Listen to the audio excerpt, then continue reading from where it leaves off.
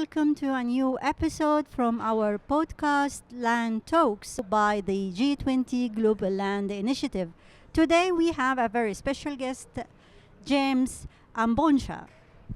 Hello, James. Hello. Nice to meet you. Nice to meet you too. Would you please give us a summary of yourself? What are you doing and what are the initiatives you are working on? So I am a research scientist with the Forestry Research Institute of Ghana, and I also work as a consultant for Earthcare, an organization also involved in landscape restoration.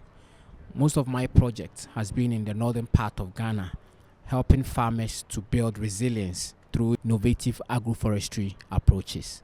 Interesting. Thank you so much.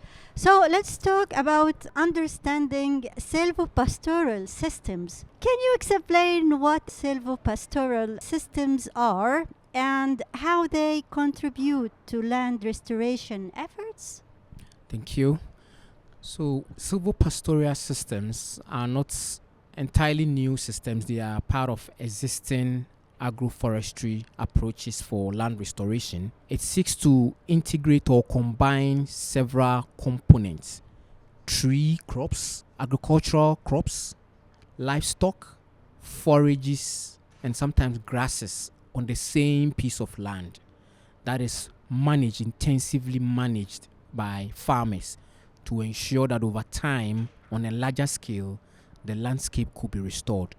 When we have all these components well arranged in spatial and temporal sense, you would realize that there's co-benefits. The trees tend to receive a lot of moisture from soil because of the forages and the grasses. The animals will get fodder. The soil will be fertilized by droppings from the animals. And so there's that kind of synergy, that kind of benefit, co-benefit from all the various components of silvopastoral system. So it is an agroforestry system, but now we are getting to know the benefits and its importance in landscape restoration. Thank you so much. This was very informative and very understandable as well. Thank you. So how are silvopastoral systems being implemented in Ghana, and what successes have you seen so far? Good question.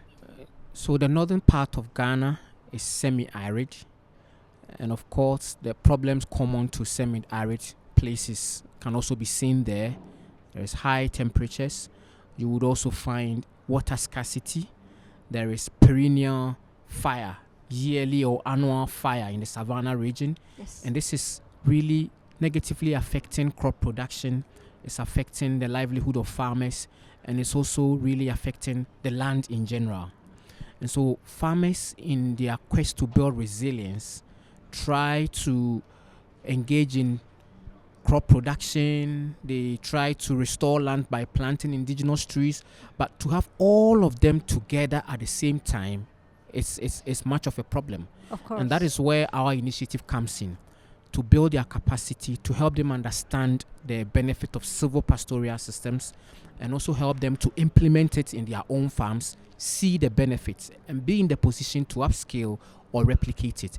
With this, these are small steps, but we believe that when more farmers are engaged to do this, when more communities are engaged to practice silvopastoral systems as a means of landscape restoration, of course we will be able to meet our target for landscape restoration. We hope this for you as well. This is so impressive, James. So let me ask you, and let's go for climate smart agriculture technologies. What are some of the most promising climate smart technologies currently available in agriculture, and how can they support sustainable practices? Good.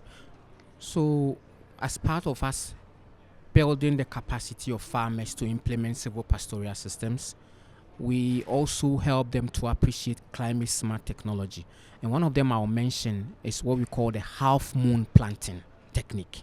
Half-moon planting technique. Yeah. Okay. It's a very simple technique whereby when farmers are supposed to plant trees, we ask them to make bigger pits instead of the usual smaller pitting for the seedling. Bigger pits are made. We try and raise the soil around the seedling a little higher to ensure that when there are rains, even in small amounts, it will be able to retain these rains instead of them simply running off the surface of the soil. Interesting. The soil is retained, Yes. the rainwater is retained, and over time they can continue to moisten the soil and make the roots better for better performance in the seedling.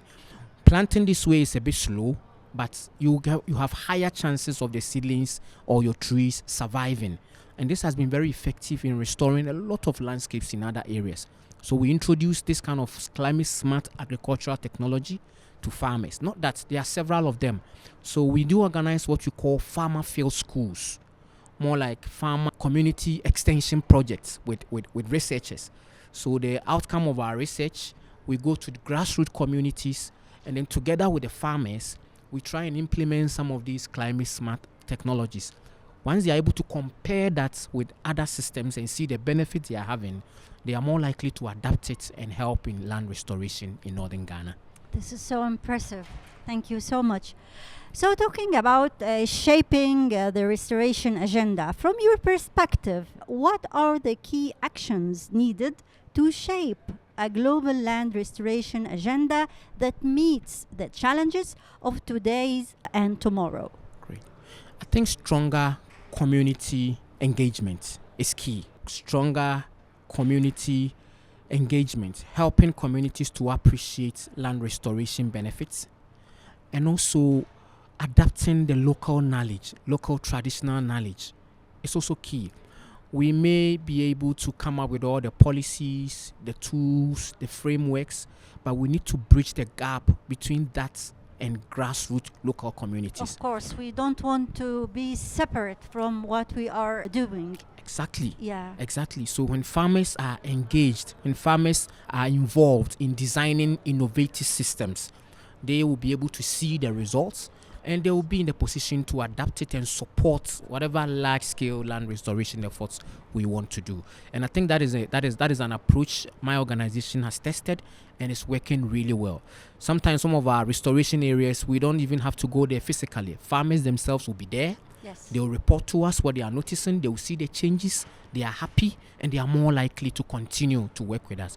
So I think in the global agenda, we need to emphasize local grassroots community engagement. Of course, and they are appreciating that they are heard. I mean, Exactly. if you come with a curriculum or something that's totally away from the needs of the locals, it will be pointless. Exactly. Exactly. Exactly. That Yes, is it. yes. That is it. So my final question for you, James, in your experience, what is one universal truth about restoring land? I mean, what is the one thing you are certain will happen when restoration efforts succeed in the landscapes you are working in? I think based on my experience, Yes. I'm convinced that landscape or land restoration is possible. It is not beyond our reach. We can achieve the targets. Given all the needed resources, we should be able to achieve our targets with land restoration if we engage with communities, if we resource, especially financing, Yes. if we get the right people to come up with technical advice, if we base our decisions and actions on data, not just on probably guesswork or systems that have worked anywhere, but data from the terrain, wherever we are going to work, actual data. When we base our decisions on data and modern technology, I strongly believe that we should be able to achieve our targets with land restoration wherever we are.